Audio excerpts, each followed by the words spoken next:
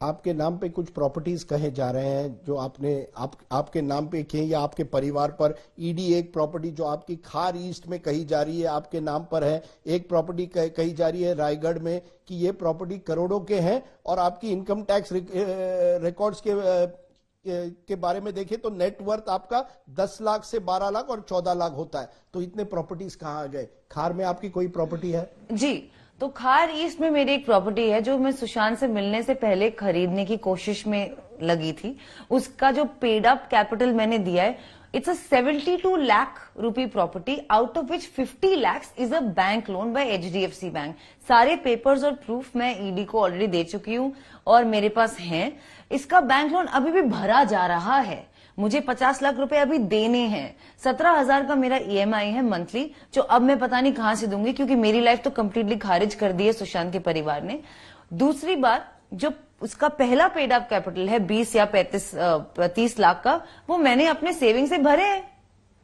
ये एक 300 square foot का घर है, आप घुसेंगे खत्म हो जाएगा। सुशांत सिंह राजपूत के जो अकाउंट्स थे, Kotak Mahindra, HDFC, standard chartered, आप कह रही है इन तीनों बैंक के अकाउंट से कहीं आपके अकाउंट में कोई पैसा नहीं गया। आपने ईडी को कहा एक पैसा आपका नहीं गया आपके नाम पर। जी, सुशांत के अकाउंट से एक भी पैसा आपके या आपके परिवार के व्यक्ति के पास नहीं गया? Absolutely 0 rupees have been transferred from any of Sushant's accounts to any of my family members' accounts or me. The only transaction that's happened between both our accounts is कि मैंने अपने अकाउंट से 35,000 रुपीज सुशांत को transfer किए थे, क्योंकि एक दिन मुझे पता चला कि उन्होंने प्यार मोहब्बत में मेरे हेयर एंड मेकअप के पैसे दे दिए थे, और मुझे लगा कि हाय नहीं, मैं वापस कर देती हूं। तो उन्हें बिना बताए मैंने उन्हें उनके अकाउंट में वापस ट्रांसफर कर दिए थे। ये इकलौता ट्रांजैक्शन है सुशांत के अकाउंट्स और मेरे परिवार के किसी भी अकाउंट से। मैं फिर पूछना चाहता हूं, क्या वजह है कि सुशांत के फैमिली ने इतने गंभीर आरोप किए? उनके पिता ने लगातार आरोप किए हैं।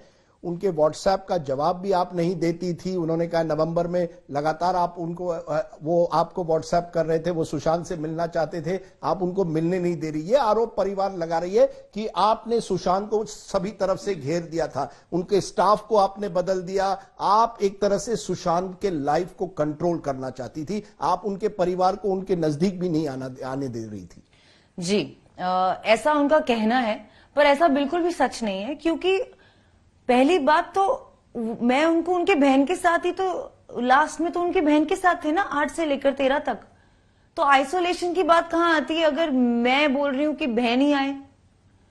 दूसरी बात, फेब में वो अपनी बहन और जीजाजी OP सिंह से बैंड्रा के एक कैफे में मिलके अच्छे से खाना खा रहे हैं, बात कर रहे हैं, स्माइल कर रहे हैं। ये पिक्चर आपको पब्लिक डोमेन में मिल जाएगी। तो कहां आती है बात आइसोलेशन की?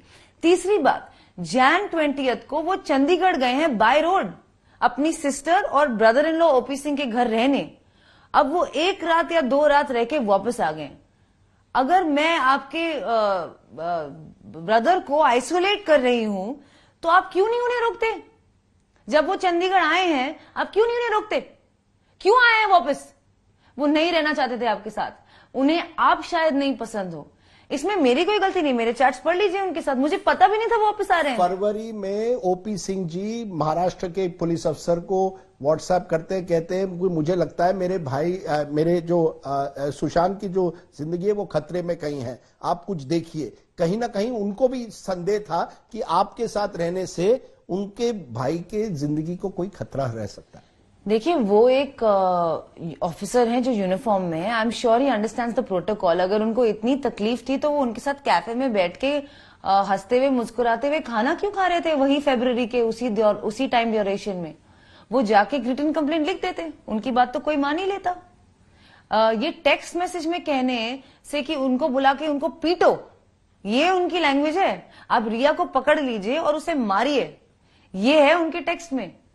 ये कहां से वैलिड हुआ? नमस्कार, मैं हूं अंजना ओम कश्यप। हमें उम्मीद है ये वीडियो आपको पसंद आया होगा। लेटेस्ट खबरों के लिए यूं ही देखते रहिए आज तक, और इस वीडियो के पसंद आने पर लाइक, शेयर एंड सब्सक्राइब करना ना भूलें।